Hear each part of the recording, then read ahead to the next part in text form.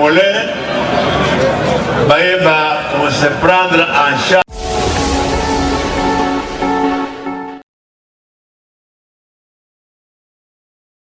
Émission devant les Congolais, comprenez que nous sommes en direct. Lorsque l'heure est grave, tu n'auras sans voter au bêtis, avant, tu n'as retard pour l'année. L'heure est vraiment grave. Émission à peuple bandit. Benga bazali banda le bana mamba kota la banda. Émission à peuple bandit. Bana mitozala baona plateau na ebisa bino ete lisolo na kati ya mboka ebeta mangana lolenge malamu kaka na bana mboka. Voilà pourquoi lelo na yambeli bino bana mboka tozali na baona plateau sans pour autant tarder tozokende na lombango ko présenter bango po ete ngonga ezali penda mingi te. Ya liboso ezali mwana Congo Jacques Ndala oyo azali ensemble ya Moïse Katumbi mbotela. Mbotendeko, mbotepe na bana botama ya commune surtout ça na plateau. Bonne santé pe santé ensemble pour le changement. Santé za malamu ensemble pour la République. La République. Ezali tozala kati ya kikuku, toza kolamba supu. Na kanisi Congolais nyoso bazali na nzala ya komona mambe ya sika azela eloko olo de Moïse Katumbi za kosala. La Congo, l'idée va incarner par attente à Congolais, les alliés Moïse Katumbi Tchap. Merci beaucoup. Tokobeta li solo na yango. Ndeko na biso ya mibale tozali na plateau ezali déjà mwana Congo Alain Bolodua, boyebi ki azali habitué à plateau na biso mwana Congo mbote na yo. Mbote ndeko na ngai, mbote na balandi, na PCP mbote na bakodebateur. Voilà, bonne santé à côté ya ngambo na bino, nouvelle classe de l'opposition. Bon, biso le voit tout à la na peuple, toujours constater que bio réseau mata, toujours constater insécurité. Bref, tout ça nous sommes malamu. Bao baza malamu boyebi bango ba retro commissionnaire, bato ba tabakanya comme biso, tout ça pour sentir que mboka ezo kende mabe et puis au-delà de ça ba baxer nous crise institutionnelle. Tokobeta li solo na yango. Vous aurez le temps pour vous expliquer. Voilà, ndeko na biso ya misato tozali na ye, tokoyi ko yamba kaka opposition te, voilà pourquoi na côté à pouvoir tozali na ndeko Sisi Chidiondo qui est d'élu de PES, ndeko mbote na yo. Mbote ndeko journaliste. Et pas na ona tuni boni santé ya mboka. Mboka eza kotambola na ndenge biso nyonso tozali ko constater yango. Nazali ko yebisa na bana ya Beni, émission ya la fois passée tant nazali na plateau na yo, bana ya Beni balandaki émission na yo et c'est pelisa nga makasi ti na Beni, ti na Kolwezi. L'émission est suivie, en tout cas félicitations parce que au lancer bar très haut. Merci beaucoup ndeko ngai. Tobosani PPRDT avec ndeko Aristote Mbotela. Mbote ndeko na sepelaka toujours ko yana mission na yo, c'est une grande responsabilité pour na kolega na sika yo, bien que toi moi ko le maman moké depuis lobby à 18h tozaki déjà wana na CNS na ndeko tunda tolongo na 20h40 toke na siège à parti to sololi to kabani pe na ba 0h nzo toza moi ko le maman moké na bareno to sala ki meloko bengi singa to sola to yepo to sola pona yango to la kisandenge nini ba za ko tuka démocratie ba za ko tio la démocratie, parce que tio l'état de droit, na ko benda tata oyazali ministre en fonction dans l'engewana en tout cas biso ba ya pe perdre le biso nyoso lisanga tozala ki choqué na comment la démocratie zoni sima dictature zo esika. Voilà, tokobeta lisolo yango kaka sikoyo, voilà pourquoi on a présenter bino ba sujet na biso ya lelo, tokobeta lisolo il y a makambo ko les canalise sur arrestation ya vice-premier ministre Tunda Kasende, tokobeta lisolo ya ko les kana Seni, tokoyoka déjà vote ya nouveau président ya Seni na tango population za lokola a distrait mais makambo ko tambola bande ko na tokobeta lisolo wana tokobeta pe lisolo ya social ya population et ba sujet mususu tokokuta na mbalizali ko ya na kanisi na kobanda penza na ndeko Aristote parce que yo vivaki makambo yango lobi mais quand un peu ko pesa ko détailler ba fait yango eleka ki lolenge nini pe comment est-ce que bo digérer arrestation matoni ndeko na mokusela koloba boyi lokola to yebiso nyoso ministre Tunda Kasende vice-premier ministre chargé de la justice Tunda Kasende ba ko zoye pa na ndako na ye basoda baye ko zoye na lolenge moko o esengelité bazu bakei na ye tango bakei na CNS ko na côté ya boulevard toyoki sango abengi biso toyoki biso o ba camarade na solidarité na la partie ce qui est normal to kitaki sur terrain solidarité contre la justice. Il faut que parti politique et fonctionnera pas à terme à solidarité. Même le gouvernement ben a solidarité gouvernementale, parti politique solidarité zaria to ben ba camarades. C'est-à-dire que ceux qui m'ont pas zouli kambu tout à fait normal quoi assister au yoka, qu'est-ce qui se passe? qui sur le terrain, on a 17h, 18h, on a parce que toutes les têtes couronnées, il y a FCC qui peut rejoindre les bisous au Fandi, tout le canal, et ben, ministre en fonction, Oyo, et Beba n'a sali, et Zali sur le plan administratif, mais parce que Ben Daye, que Boulaye, un vulgaire mafra, comme un simple de. Mais il y avait résistance de Kolongaï, tant que se présenter à Boya qui était. Dans toute une constitution, toute une constitution, il y a un ministre en fonction. Parce que tu comprends qu'il y a un ministre en fonction. Le cas le plus récent, c'est à John Tumba. Oyo, pour Bakangaye, tout le parlement, commission à PAJ et se prononcer ne Bakangaye. Mais lorsqu'il y a flagrance. Et puis, notion à flagrance, il faut toute une émission pour t'expliquer, paramètres, qu'est-ce qu'on appelle flagrance.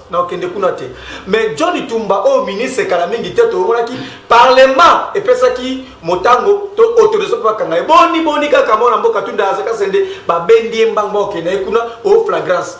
Est-ce que Fotuana est là qui lié à l'administration parce que semble-t-il, selon certains, Azoa qui avale pas comme à l'être. Mais Aza régit la loi aux porté organisation fonctionnant, il y a le gouvernement. Aza n'a pas le ministre de Corona. Donc il se laisse la traiter dans Nengewana, te trouver qui fondamenté, il y a comme Ti Nesika Makiwana. Néanmoins, quand tu zongi à Bibatiki, finalement, Batiki na Boutoua, tu zuye, tu zuye, tu siège, tant que tu commis, tu l'obi boye dans mon secrétaire permanent, Emmanuel Chadari, tu l'obi boye. Que tu as l'impression comme si dictature est kozonga moke le qu'on attend à Mobutu état de droit la kisi koto sa mibeko oyo kozwa ministre boyeto ke na boloko parce que moto moko songo to pakalobi merci contre yango donc biso peut perdre position la biso dit to assister avec beaucoup de véhémence to terminer yango na kanda nyoso makambo lekaki. Démocratie, démocratie. Merci beaucoup, je reviens à vous. On vous accuse aujourd'hui à la dictature. La procédure est respectée. Ndeko Isaac, tozali kokama mingi agitation ko ezali na ngambu na ya bandeko na biso ya FCC. Il y a l'agitation na ndenge moko ko sakana te. Tamunde kwazali koloba que dictature otozomona lelo eleki ya tango ya Mobutu. Pourquoi a sauté nano na tango ya Kabila? Na tango ya Kabila dictature ezali ko sakana te. Yango bino bo. Bakokanga yo, omoni kanga ndenge tozoloba boye. Aussi lisika koloba ko kitozo kitabacho maboko destination inconnue.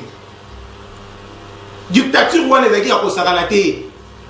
Lelo oyo agitation eza na ngambu ya batu ya FCC pourquoi? Parce que bayebi makambo bazali ko sala to bayebi o basala. Malgré mon mboka Félix Tshisekedi aloba ngana ko fouiner te. Na ko fouiner na nga dans le passé te. Tozota le siko ba fait actuel. Et ba fait actuel batu ya FCC bazana ngambu nini? Il y a toujours des coups bas pour empêcher démocratie et s'installer réellement. Bon, moi, je ne sais pas si je suis dans l'Assemblée nationale. Mabunda na Jacques Mamba. Bon, moi, je suis salami avec Tambwe Mwamba na Goya. Nous sommes tous côté de la justice. Or, la justice élève une nation. Ce que moi, la justice est tombée, moi, je suis même Libanda. La justice, c'est aussi le respect des procédures. Comment est-ce qu'on peut arrêter un ministre ou un en place? Mais, Ndeko Isaac, ce qui n'a qu'à fait Oyo, ministre Asali, il y a flagrance. Bakoki les sous kokendete bataille les sous problème, il y a immunité. Initiative, il y a Kokendeko signé au nom du gouvernement. Qui est gouvernement endimi, proposition y a loi Oyo. Aussi longtemps, gouvernement a pété avis na été. Et bon, intéressé gouvernement té. Et ça flagrance té. Ministre de la justice, alors ça la usage de faux. Papa Mbokoyo, Atabino Moko. Ministre de la justice. Flagrance est un respect à Tamoko Boye, timing, Moko Boye, mais quand est-ce que va découvrir qu'il y a eu usage de faux? Et ça, le conseil des ministres est vendredi. On va constater qu'il y a eu usage de faux. Comme il y a eu usage de faux, samedi, on va interpréter. C'est lorsque va constater tout lorsque action qui commise. Lorsque va constater, et ça, action qui commise. Et ça qui commise en cachette. À ça, en cachette, sans qu'on signale pas contre. Merci. Ndeko Alain Bolodjoa, qui déclaration ya bandeko ya PPRD ou bazali touché, qui déclaration ya bandeko ya UDPS. Comment est-ce que vous analysez makambo il ka ki lobby pourquoi tini lo na tongo na ngino makambo tsiko ndeko nangai ceux qui va mona ka ya mona na kanda effectivement ya mo kanda yaka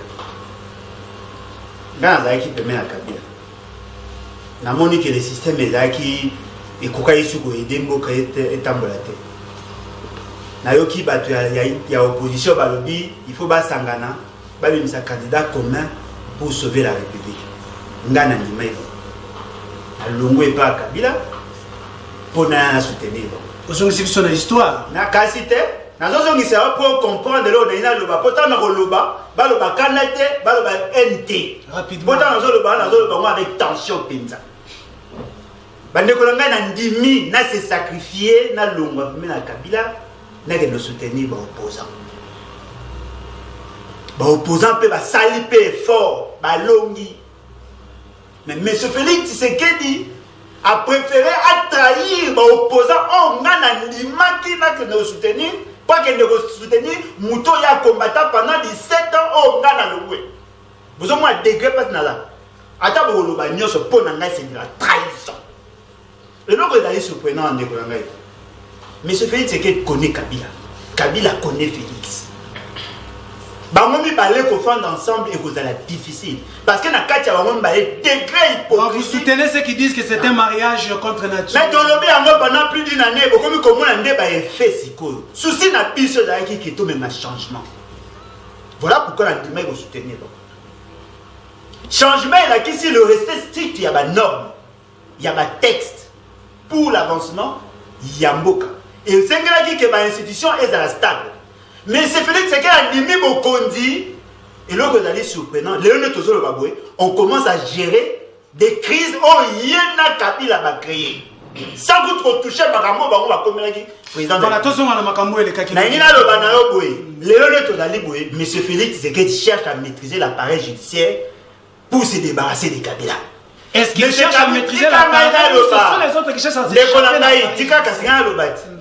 Mais c'est Kabila aligné à maîtrise l'appareil judiciaire pour qu'il impose des dictats. L'autre jour, on a tiré couverture de son côté. On dit, non, indépendance de la justice. La justice n'a jamais été indépendante dans ces pays. Jamais. Même pas une minute. Monsieur Félix, c'est qu'il a connu qu'on soit attendre un homme qui va procureur.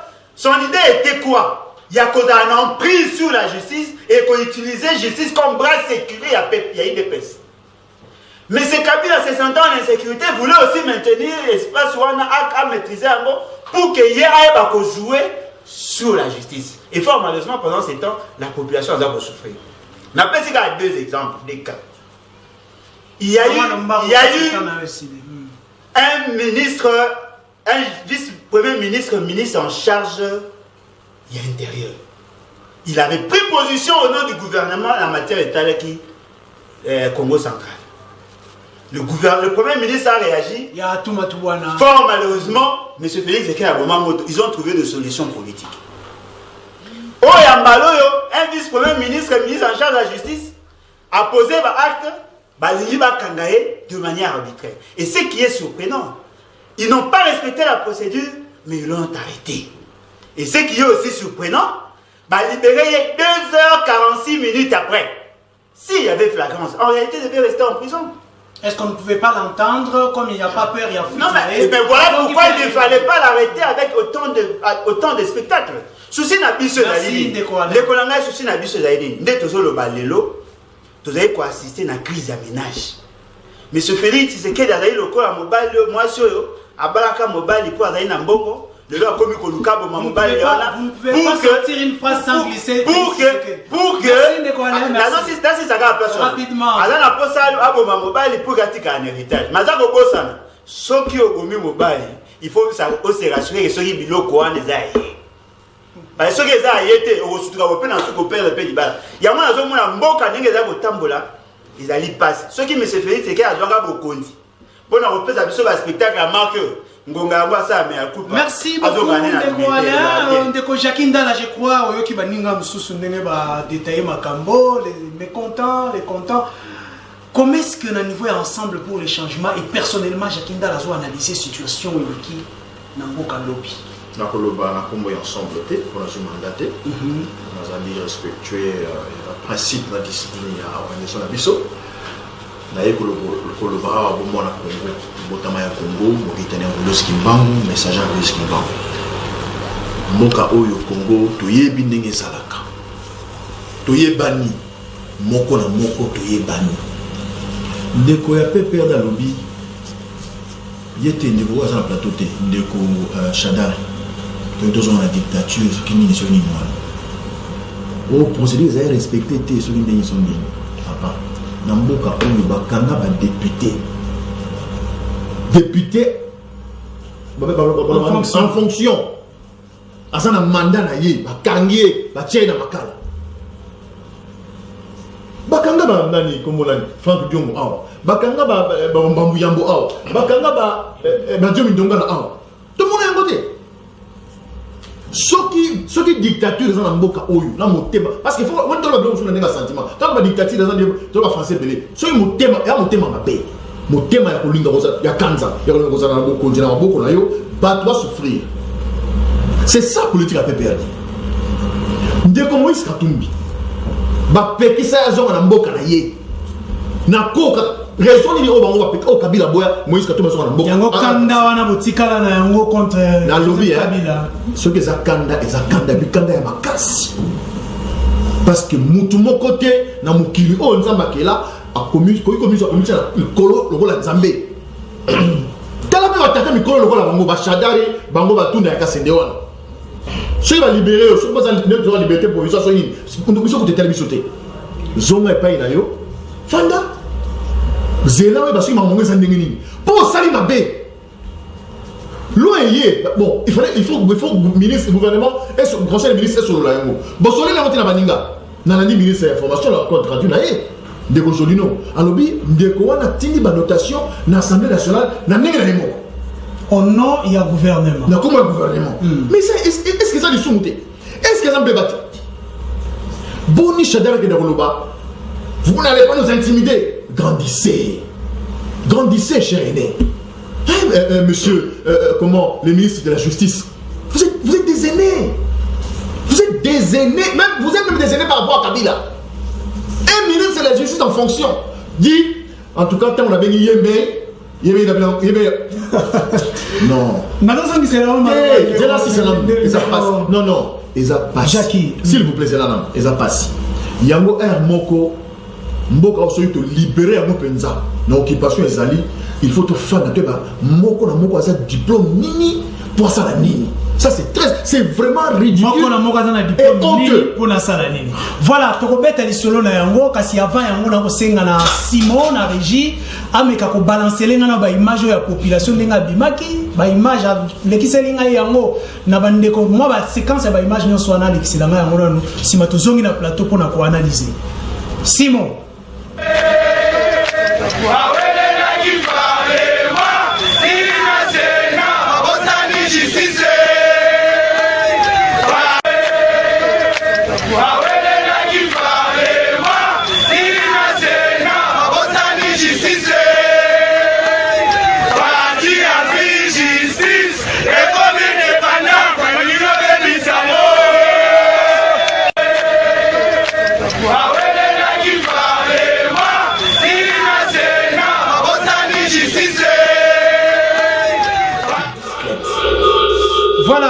wana ezalaki bongo population ndenga bimaki à la veille ya ba action wana kasi zongi sela ngai lisusu lekisela nga bande ko mususu oyo après ba image wana leka un peu koleka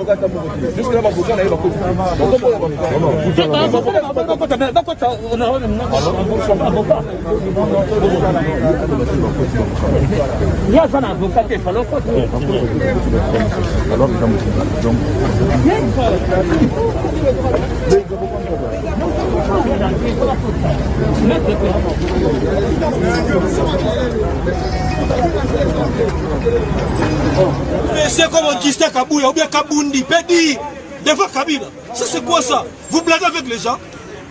Donc aussi là, Nanabino, Botalanga bien. Ah ouais.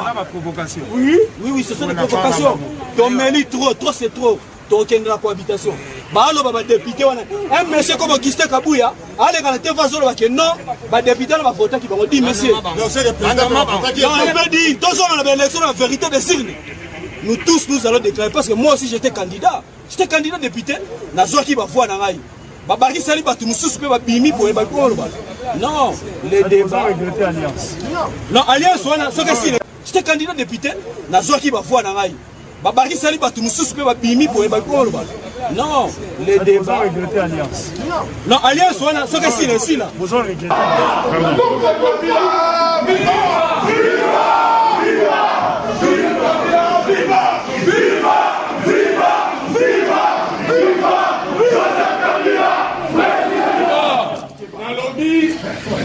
On ne peut pas nous intimider. On ne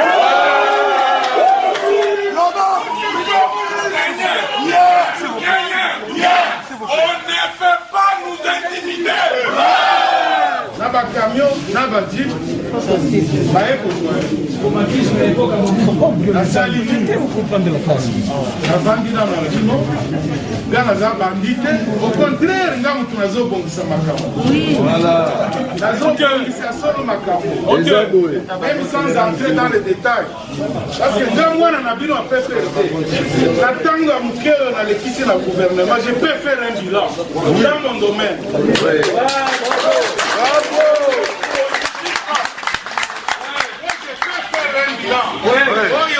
Et il va même à l'extérieur du pays, va me dire oui, la justice, moi la peut faire ça.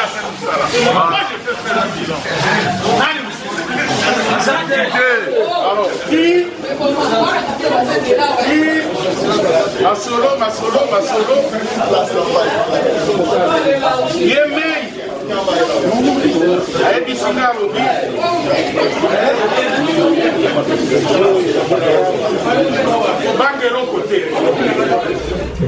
voilà, bandeko na ngai place wana kangi leçon mibale ya liboso na moni ndenge bandeko ba se réunir na lombango. Est-ce que soki tozali ko se réunir boye pour la sociale ya population makambo ngaka changer te ya mibale yeme inde abengaki. Est-ce que esengeli nga nazo menena ba enquête jusque là nazwi na noté yeme inde nani oya bengaki pour na ko instruire na justice to na nini po makambo ne katana wana ndeko Aristote ndako expliquer biso yango parce que ye azalaki wana na butu ndeko Aristote oyoki ndeko ministre koloba ete yeme inde alobaki zala calme makambo lika normalement yom tozaki pembeni na yeme inde na merci alobaki nini na justice po justice atika likambo ya kokende kuna musika te ezoka yo version za kopeso ya solo ndeko omoni. Je crois que il faut pas expliquer Congolais peut-être à profondeur c'est que c'est un parti politique, surtout un parti de masse.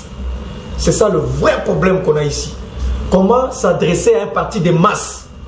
Ngai eloko nga na sali na tangi classe na tangeli politique.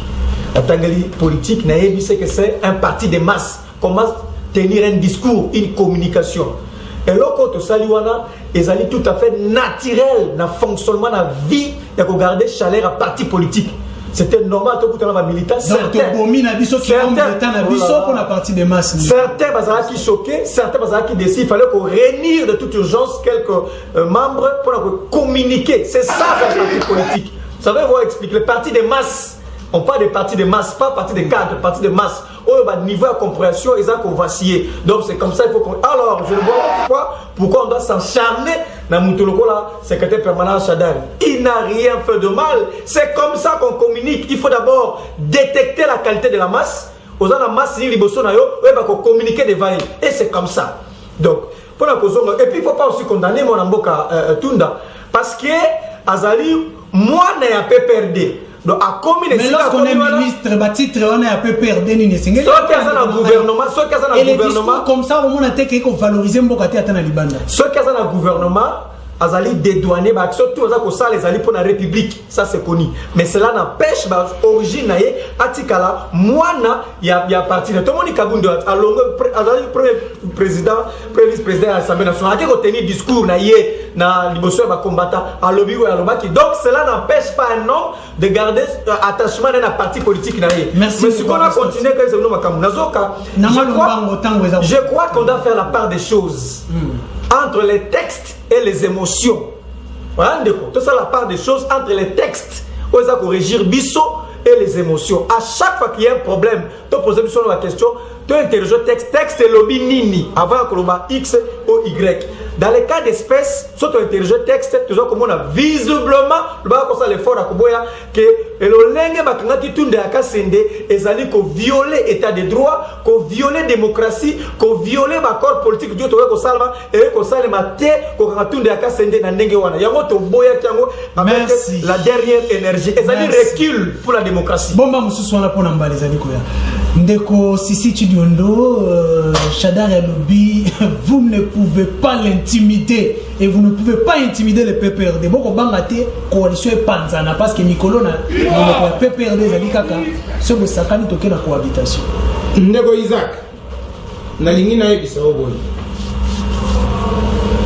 Babiloko oto zali komona lelo na kati ya FCC, lelo tokoki kobenga FCC lokola Église évangélique oyo ezali na père spirituel na bango to nzambe na bango kabila. Soko tali babiloko oto uti ko vivre. Ya somo dictature oyo ndeko Aristote uti ko loba wa yango nde tomoni wana. Oyo ba professeur minene batu ya bwanya ya mayele tala biloko bazali ko sala. Babiloko bakokai kosala ezali ko défendre intérêt ya peuple congolais. Soko tali pe batu basimbi justice, eza ministre na bango ya justice. Batu oyo basimbi nani ministre ya énergie, eza bango. Peuple azangi courant, peuple azangi mai. Ministre de pourquoi s'il vous plaît. Pourquoi bakoki ko travailler que na intérêt ya peuple congolais? Je sais pas. Tozali koyoka soni na mboka oyo tozali lisusu na ba homme d'état te. Tozali na ba homme de fioto.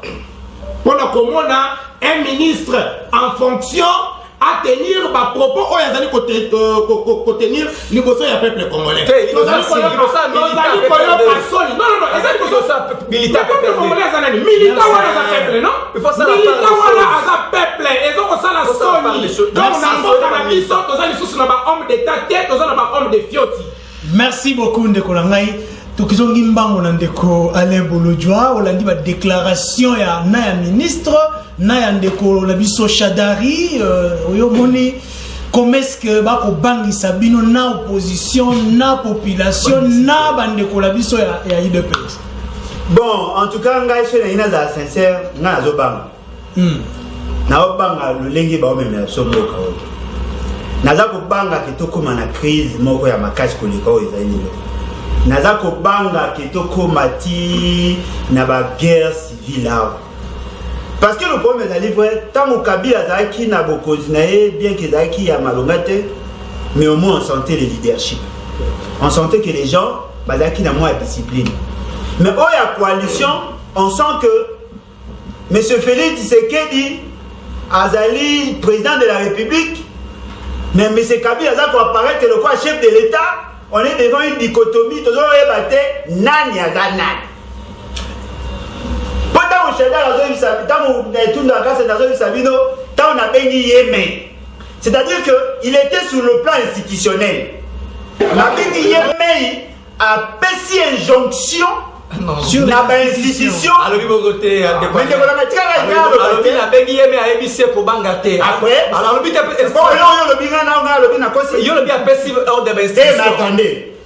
ça. Il a félicité.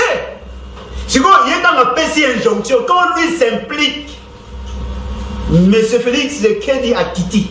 Le cours des tribunaux a quitté. C'est-à-dire que la personne qui a appelé, elle a un pouvoir supra-constitutionnel.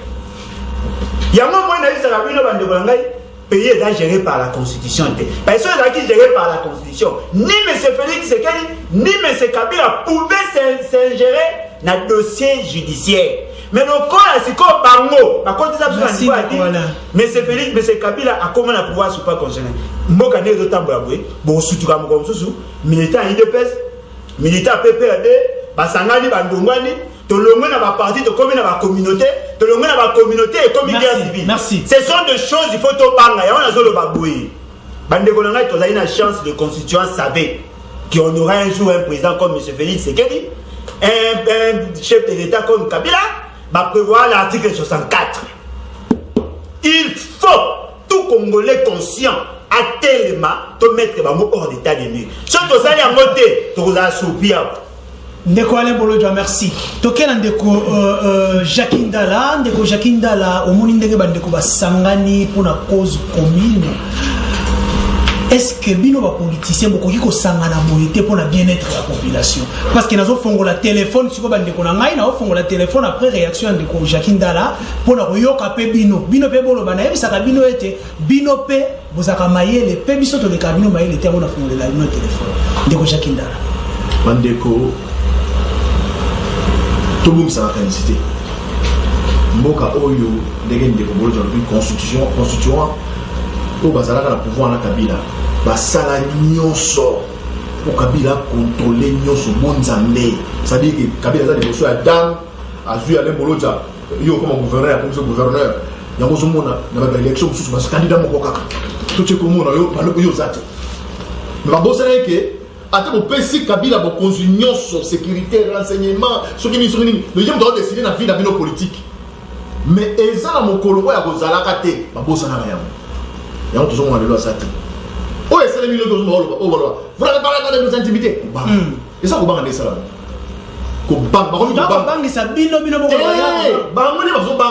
Mon frère, on a licencié la hyper dans la psychologie. Attention. Kopanga, mais donc, vous savez, Nabi, qui même que même Dajana Kayaki, là vous savez. Baye ko sala nini. Tozana ki sasa. Bakani mutu na gombe ça confiné. Boko ti gombe ndenge. Est-ce que tout le monde a besoin de ça? Ndeko tout à l'heure, le parti la moitié partie des masses. Peut-être tirer la partie des masses, tout ça la série. Comment ça? Pendant le combat militant, papa, Lobaki, le coup la Ndeko ya IDPS, Nabiso, ton procès de Salaki, tu n'as pas parlé de peuple, Bango peut jouer dans ça. Pas ça la rencontre, pas ça la rencontre lobby. Pas ça partie des masses, pas ça la rencontre. Alors, tout à l'heure que Bango va ministre va gagner, IDPS va venir d'accord, nini. Bakou quand le ministre était papa, pas quand le ministre c'est pas Yazana. Pas quand le ministre c'était pas Zanani dans Moka Oyo. Ce ministre c'est faut pas kangaye. Il y a moi il y a besoin de en respectant ma procédure. Procédure, tout la flagrance c'est quoi? C'est bon ça va débat dans la TV. Bon ça bosse en demander ba bobé ga sur la maille. Ngane deux dans la plateau hein? Nani a eu ko identifier état de flagrance que le magistrat benga dit ministre. Nani ni on te fait un plateau toi on n'est pas wasaki ba obeba kinda toi nana ça la maîtrise ya ko juger que non et le ko chacun dans nous juge Adam Nzambete bazali faire erreur mais c'est un homme de droit c'est l'expert en droit pourquoi Batiki c'est le ah bon Batiki pour yeme ya bendi alobi non mais oui mais oh Batiki pour amoli et dossier les ali vide ah bon dossier ça vide mon frère mon frère voilà rapidement conclure pour na ambassadeur population alobi maman alobi na kati ba tokende pour na conclure pour na yamba population tokende mboka oyo bande ko toyi kotikela ko Kabila te bandeko ya PPRD bafanda na nzambe na bango anzambe na biso te. Il ne sera jamais notre Dieu. Si Kabila aimait ce pays, après avoir triché les élections du 30 décembre 2018 avec le peuple, l'UDPS... C'est pas la CENI, mon frère. Est-ce que je peux terminer ma bêtise? Allez-y. Je peux terminer ma bêtise? Allez-y. Ok. Si Kabila aimait ce pays-là, de Boulouse Kimbam, et si Félix respectait le sang de Congolais qui a coulé, la terre a avalé le sang des innocents dans ce pays, je pense qu'on n'allait pas vivre ce qu'on vit aujourd'hui. Toujours vivre par effet, il y a traîtrise. Et ça ne pardonne pas. Bah, signal dans Genève, au propre, n'a fait la carrière politique. Moko a la prison le long, Moko a président, mandat chef de l'État. Comment ça? Merci beaucoup de Konangaï, tu as mis population, tu as capé population. Allons de Konabiso Bengi Wapi comme oui, respectueusement de Konangaï, intervention.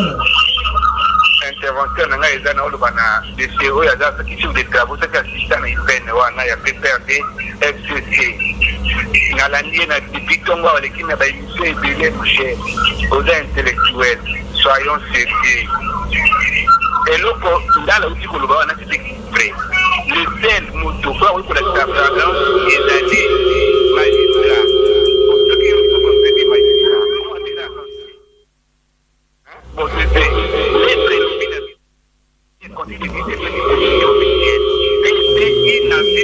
ndeko na ngai diminuer volume ya télévision na yo po tolanda yo malamu te.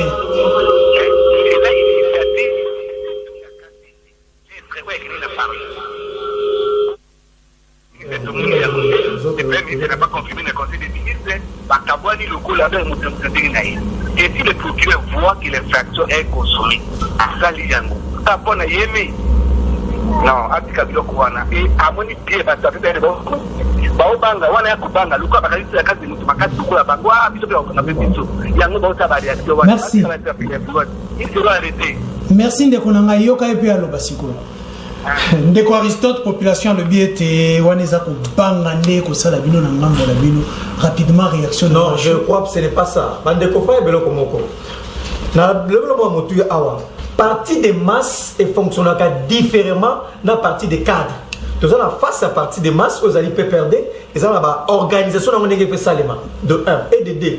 Nous avons fustigé du fait que tu as honorable Jeannette Ayer, tout ça. D'abord, c'est ça la solidarité. C'est pourquoi on s'appelle camarade. Non. Mais oui. À côté qui coûtait pour un coup d'information. Solidarité,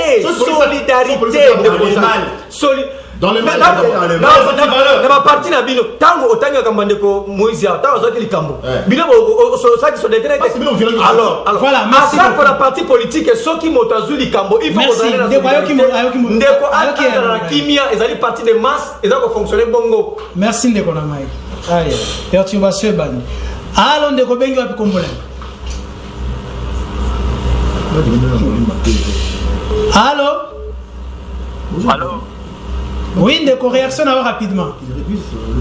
Allô, papa. Oh, nous sommes les galambos. Tous les deux à Macamboy. Bana wa PPRD na bino wana. Bango bano siko ya bango bano. Tokusala tutokuta wa mboka to bando. Tokoyoka ta. Merci, merci Ndeko, merci. Quand ils appellent, il faut leur dire des dieux. Bandeko na ngai po diminuer ba volume ya ba télévision na bino na ndaku po te koto toza koyoka yote ou okibi mosika ya télévision na yo po te bandeko bazali awa ba yoka yo malamu. Allô Ndeko bengi wapi kombo nani? Allô? Voilà, na ozongela bino sima bandeko na ngai, je crois tant que vous allez benga bo diminuer ceux qui te tokoyoka bino te moyen pour répondre bino pe kozala te. Donc prochainement ceux qui bengi diminuer volume ya télévision na yo. Voilà, tozaki na ndeko Aristote rapidement au conclure pour être nangina lo baboye ezaki partie de masse. Bando baza koloba et belé parce que n'habite ceux qui t'ont expliqué c'est comment fonctionne un parti de masse. Il faut que gérer ba niveau nyonso baza liboso na yo. Hein, c'est vraiment technique, il faut à la fois inné et une science. comment gérer un parti de masse. Et puis de dire ndeko azoloba bolingo mboka ndeko nana nazana bolingo nana lakisa bolingo mboka kolega po ya biso président national Joseph Kabila.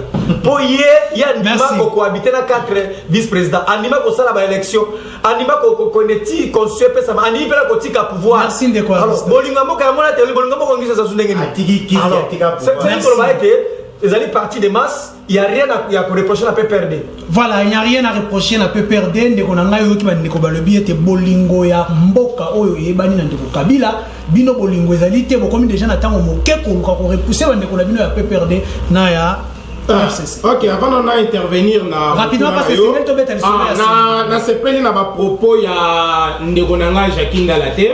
Tant on lobby que Félix Tshisekedi Azali président de la République mais Aza chef d'État. Ok? Rapidement. Donc Sengeli Naye a expliqué bisona nous qui est un chef d'État. Na sepela ki na yelo komoko ndeko bolo jaloba kiawa alobi nini? Alobi que ndeko Félix na ndeko Kabila bayebani très bien. Na makambo na bango bazali ko sala. Ozo confirmer. Tango ndeko Jacques Ndala alobi non Félix Tshisekedi Aza un homme d'État. Azobo Sanake Félix Tshisekedi, c'est un démocrate. Aujourd'hui, non, c'est ce que vous avez dit. C'est ce que vous avez dit. Chef de l'État. Lelo Oyo, Soki Mwana Mboka Félix Tshisekedi, Alobi Abeta Maboko na mesa. Na nenge ayebi mutu na ye o bazali na ye na kati ya coalition nenga ayebi très bien mboka oyo kopela moto kobeta ça veut dire alors kobeta maboko ça veut dire quoi? Non, faut utiliser dictature. Alors, président de la République n'est pas un dictateur. Les lois ce qui Félix c'est la coalition. Merci.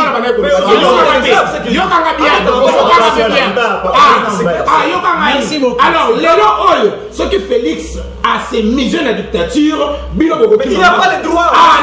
Il n'a pas le droit.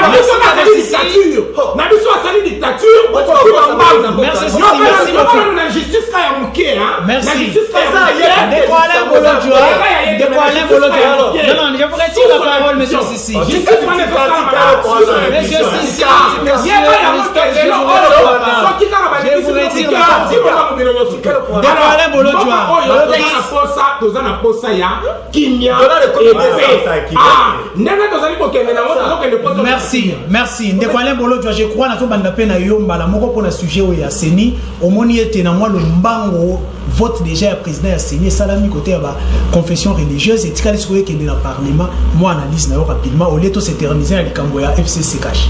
Ndekwanga ina sepela mingi soki na moni crise de ménage o na mona ka entre IDPS na PPRD.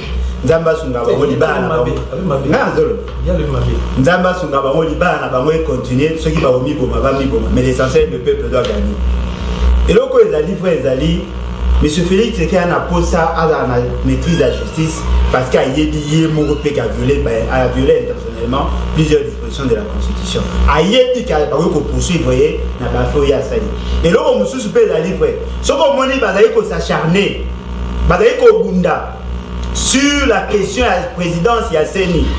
Parce que M. Félix Tshisekedi a yébi que c'est lui qui a la maîtrise de Yasseni a vu comme ça pour tout président sans être élu. Parce que Yemoko il a été capilocratiquement élu. Tout le monde le sait. Comment voulez-vous? Sengeli tango zo lo babilo ko zala na ba preuve na yango. Na tango constitutionnel amoni ete ba preuve ya bino ya opposition na yango ezali. Na démonter yo makambo ku constitutionnel na élection. Mais ya zo ba bino.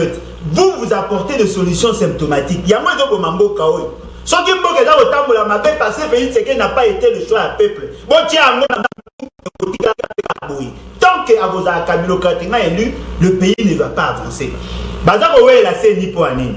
Parce que bah yébi que na dit na bango ba commissaire mutumo capilocratiquement élu. Les confessions religieuses. Pas si nanga ezali nini. Bazako ouais la sikoyo. Mais tant que comme on a publication un résultat. Bako wanga na ke ba président taki mutu. Tolaki na ndeko na biso akufa abe malumalu confession religieuse. toye kozwa pasteur Ngoy Mulunda confession religieuse, toye kozwa nanga de triste mémoire confession religieuse, mais jamais les confessions religieuses bah s'assume. Pourtant pour on peut s'abiso muto aseni o mokonzi aseni un kabiliste, Kabila va user de tout son poids pour imposer les résultats. Là, c'est leur responsabilité. Bon, mais la bisoté bateau, balali assujetti, la philosophie moro et tricherie. Nous avons besoin de personnes, des gens pétris dans la valeur républicaine et avec souci, il y a quand même un changement. Parce que ceux qui électent ça même à paix en 2028, ceux qui 2018, Bandeko na biso à la mouka va supporter forfaiture électorale. Ne pensez pas qu'en 2023, et qu'on a un ndenge moko. Voilà ça. Merci. Rapidement, 10 secondes. Ceux qui veulent ça, moi, en âme et conscience. Il y a que Luka Moutou à Kokambaseni. Parce que les élections n'ont pas été instituées pour remplacer Félix Tshisekedi par une autre personne. Non. Les élections étaient instituées pour mettre fin à la crise de légitimité. Depuis que nous avons commencé, ces débats-là continuent. Et ce sont les confessions religieuses n'est pas d'aller responsable. Ça a été fort et emballé. Merci. Pour dire, mais c'est pays, c'est quand Lucas a maîtrisé Séni. Pour dire, Kabila a Lucas maîtrisé Séni. Pour bailler, voilà. Voilà. La Sony. Ndeko Alain, comment? Oh là là. Voilà, Ndeko Jackie Ndala, Oyoki déjà côté à Séni Kuna, l'expérience est remportée. Ndeko Rossard Malonga a remporté déjà côté Kuna, et qu'on déjà Kalami était dans le Parlement pour là-bas. C'est l'air. Avant de commencer à Séni, dans ce une question, la personne a retiré la réponse. Ok. Au début, tout à l'heure, les gens ont dit Congo, le Kabila, pour dire que il y a un problème particulier dans la Kabila. Oui. Les amis. Pourquoi ça Congolais? Les amis. À ce moment là. Dans deux, à l'objet, le Kabila a dit 4 vice-présidents après ce pouvoir. Kabila a dit avec la pression à Bemba, na Rwanda, na Ouganda, qui va attaquer, la pression à Roubaix, on a Rwanda, va attaquer. Donc vous dites qu'il a été imposé. C'était sous pression. Ça, c'est l'histoire de ce pays. Il faut compter normalement avec des valeurs culturelles. Sont sérieux, monsieur. On parle de ce pays. Maintenant, Koufi Mogaoyo. Bandel, on a Koufa, qui va vite à Koufa. Le moment Koufi, tit, Bissot, le lot, Moni, le lot, Babomi, Bissot aussi, Babomi, Thérèse Kapangal. Sans que même dans la Nanzela, ça marche. Ma vidéo est allée. Kabila ndimaki na 2000 alternance alternance a mosoto oyo toza mo alternance ya so ya nyei ba ko poser bo so na la plateau ba so so mukoni Kabila a tiki pouvoir té donc a pesine de collaboration Félix sous pression yoka sous bien de retourner un peu question lobi na malumba donc si sabi chef de l'état Félix a chef de l'état té à sa président n'a pas été homme d'état té mais chef de l'état. Comment est-ce qu'on peut expliquer le chef de l'État a le pouvoir sur l'État. Le président règne. Il est au pouvoir. Tapis rouge. Ça, c'est le président. Et Félix est au pouvoir. Et lorsque vous parlez à mon frère, vous voulez laisser. Vous voulez qu'il puisse user de la dictature. Ce n'est pas ce que je dis. Ce n'est pas ce que je dis. Je dis ceci. Vous m'avez posé une question claire. Allez-y. Félix est au pouvoir, mais il n'a pas les pouvoirs. Ça signifie quoi? Même sur le plan, je peux aller dans votre logique. Même sur le plan constitutionnel. Kabila a tout fait pour tricher les élections. Azana le Sénat, Azana l'Assemblée nationale et toutes les assemblées provinciales. Pendant que vous, s'il vous plaît, ah mon frère. Allez-y, allez-y. Ce que nous disons, c'est pédagogique. Et ça, l'UDPS le savait. Parce que si vous ne le savez pas, vous n'êtes pas en politique. Mais vous avez accepté. Vous avez cautionné. Vous avez accepté, ok, dans vos accords, tel que mon père tout à l'heure a dit, les accords. Yozala président, nous allons rassembler nos sons. Maintenant, tout le monde rapidement. Bana Congo. Bon, ça la marche. Il y a une chose marche de l'ennemi. Il y aura une révélation à Sika. Tozo Bundelamboka Oyo. Rosimu Kenya Kufa Makile Kwe et Mabele Oyo Bela Makila Maye. Thérèse Kabanga la Kufa Mabele Oyo Bela Makila Maye. Tant que tu vas marche Yambala Oyo. Comme Malo Ingeti. Bima et pas na libanda tellement liboso lo pangu na yo longola sapato zoma batambe makolo nao nyata mabele tamata batambe wana liya yebisa mabele yo mabele nazo bundela yo oza na droit ya komela makila na ngai te nazo bundela makila mabele oyo. Merci. S'il vous plaît. Rapidement. Je ne comprends pas quand on parle de choses sérieuses. Vous savez tout ce qu'on a dit ici. C'est du tralala. Là, on passe un message au peuple congolais. Allez-y. Il doit être partagé partout. Parce que nous courons derrière les temps. Si on parle de marche pour la CENI, parce que le peuple congolais a que souveraineté na yo, pouvoir ne venir à la CENI wana. Bakoui Kopé c'est un mot n'importe qui t'es. Kabila a compris qu'on contrôlait CENI l'élection 2023. Félix Pété. Tant qu'on a un message pour la marche. Et ça, il m'a Congo Mobimba. Saka Mabele, Saka, Toubi la Yao. Merci. D'autres qui nous ont même dans la Malabaka na mangulu marché Bouoto. Mafi. Udongo haïwe zata kunya damu yako. Uko na kumbanya njo udongo yako. Lingala. Mabele ko mela makila na yote. Pour tozo mundela makila. Merci beaucoup. Ça c'est Jackie Ndala. Mabele. To saka, to loba. Ko baso na lo engete. Est-ce la policier va mettre en massage. Soko sakaki mabele ko mela. Merci de Jackie. Yoka siko population ko bundela. Alo ndeko na ngobengi wa Komole. Na bengi awa. Na pesi no bonsoir. Bonsoir maman. Na bino nyoso tu. Utazo wa malamu. Yo wana. Wa utolo basikoyo. Ndeko Jackie. Na biso a peuple te. Bino ba ezala Kabila, ezala président na biso akoti sikoyo. Bango nyoso tu, oni bazo présenter biso na mabele oyo. Toko telema foto bundela mabele na biso. Merci. Oneli biso mingi. Merci pour la réaction na yo. Voilà. Rapidement, Boyoki, population. C'est pas grave, ça va aller au journal. Bon, c'est tout à fait normal. Décollage rapidement. Contacter la population au Kabulaï, mais tout ça, il a prêté une seule personne, donc c'est tout à fait normal. Bon, Nangalo Babo Indécolangaï. Rapidement. Tout ça, il faut tout l'équipe à l'université, tout Tanguy à Solo. Ceux qui ont analysé l'histoire politique à Congo et qui ont longo est fort, Joseph Kabila Sali. Il n'y a pas un autre mot, je dirais que c'est être cynique. Vous avez un B, vous avez un calissima B.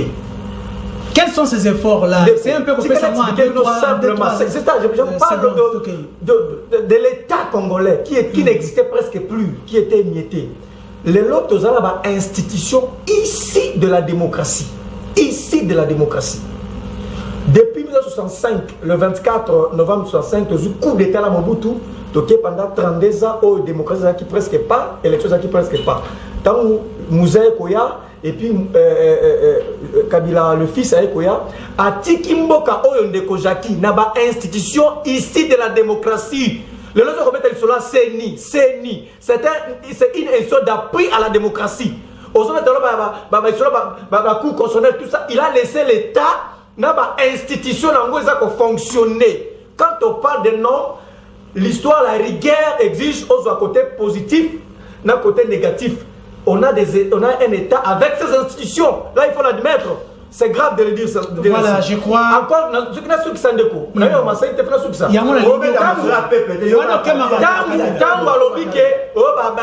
tout ça, non. Musée à Boya qui quand Kabila est venu le fils, Andimi Makambo. Namakamotali Seni. Encore une fois, expliquer de quoi l'air. Il y a pour Makamboya Seni Awa. Alors, quand on s'allie référence dans la loi, on va organiser Seni. Pour vous, la question, comment est-ce que vous avez comme président à Seni? Mais justement, est-ce que il y a un texte? Est-ce que le texte a reposé problème? Parce que 2006, 2011, 2010. Nous avons une émotion au lieu d'un texte. C'est simple, tu interroger le texte. Comment devient-on président à CENI? Il faut un texte. Et ça réservé la société civile, barre confession religieuse. C'est ça, le 8. Na witi kula ba mundi ba fana tata milim ba fana ba so witi wala ba fana ba yo kana ba keri kuna ba vote. C'est grave ndeko expression démocratique tina niveau wana. Ba pesi bile ozali witi ba pona. Na witi wana 6 ba voter mutu moko. Ba poniye. Loko ba mi balon ba poniye te ale ezali mabe. Alors, que voulons-nous? Ba texte oza okamba ezote kamba mboko to ba émotion. Donc, te faire interroger texte au lieu de faire parler par émotion et comme abisso nulle part. Merci. Bomba Maloba, on a dernier tour à table. Ndeko Sissi rapidement, votre réaction par rapport à l'équipe Seni, Kokota Sumakambu ya Pepe. Ok, ya Seni na okota penga na mozinote. Regret nanga ezaka que na o etali Seni Assemblée nationale akina ngombangu.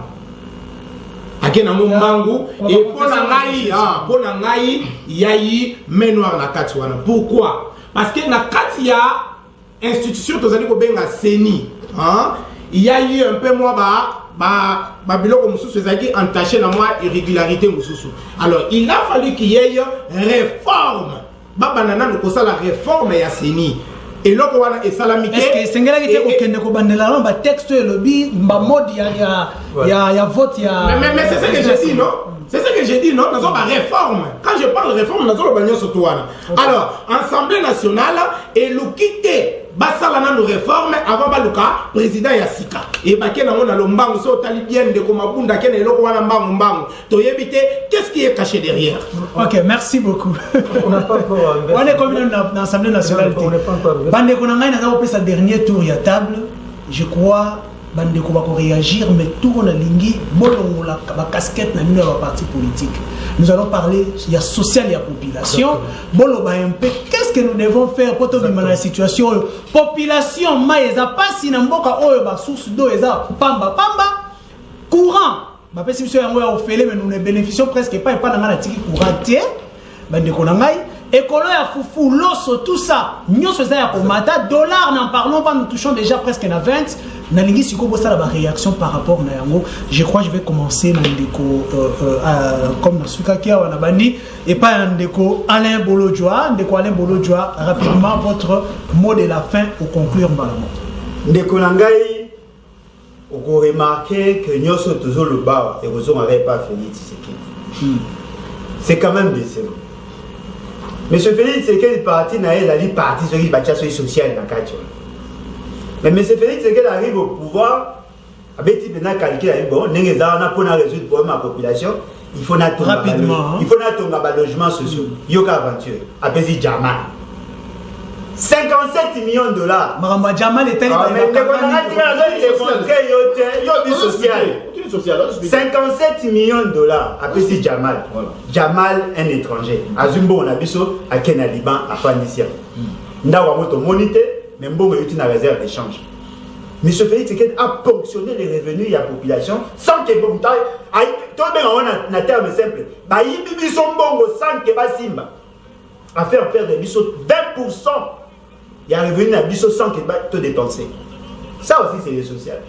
Monsieur Félix Tshisekedi veut construire des maisons pour les militaires.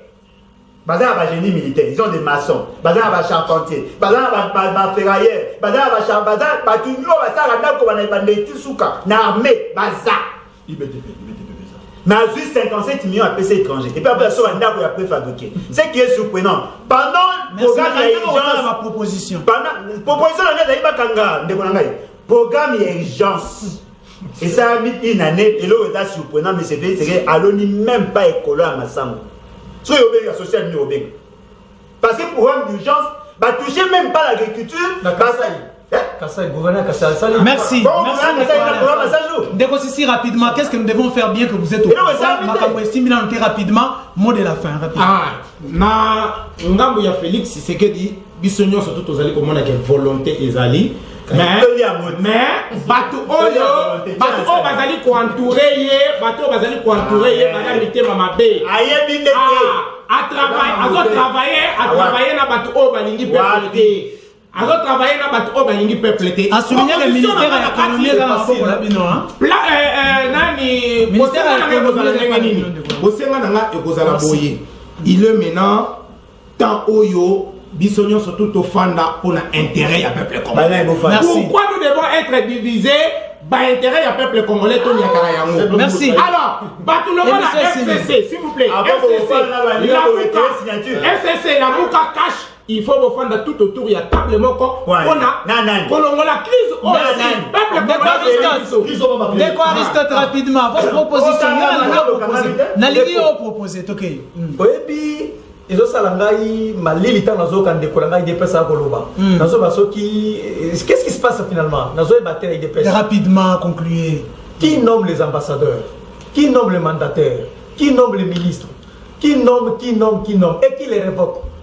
Le président de la République, c'est la clé de voûte des institutions. Il est la clé de voûte. Merci. Yoka Malé Mendeko. Ceux qui n'attendent pas Kabila, tu vas lire une fois par jour. N'attendent il faut lire 2 fois par jour. C'est ça l'avancée. Ceux qui n'attendent pas Kabila, ceux qui n'attendent pas Kabila, tu vas lire courir Zalaki, quand on attend 12 h de 4 n'attend il faut courir toute la journée. C'est ça qu'on s'est démarqué. Alors Ndeko, qu'on s'est victimisé, il y a beaucoup à faire. Merci. Solution à l'immobilier. La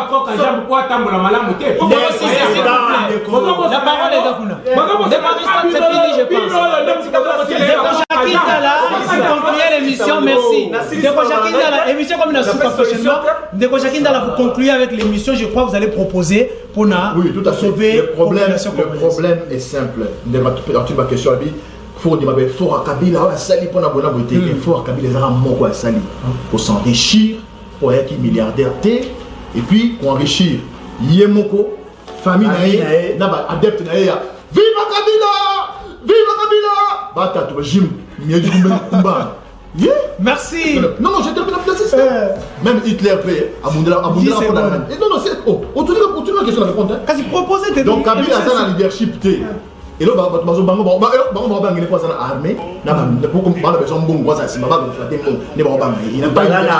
n'a pas un leadership politique.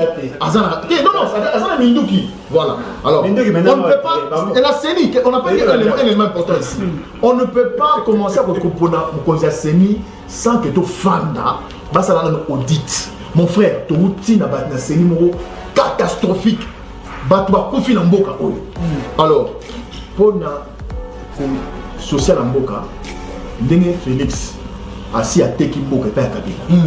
C'est aussi ma Kabila, à la montée à Malamou, à Tika Félix, Mboka, à Mekata, comme ça, la taille au Moukier.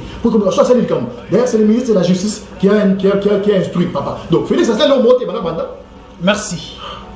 Voilà, bande konangai émission na bino ya mwana komi na suka, je crois na koyamba bino mingi penza prochainement pour na émission na biso ezali koya, je crois ezali déjà mardi. Bon la rediffusion à émission oyo le vendredi à 22h. Et la semaine prochaine nous revenons encore avec les grands invités. Merci et à la prochaine. Bye. Celui qui ça va démissionner. Bien. Attends, je sais.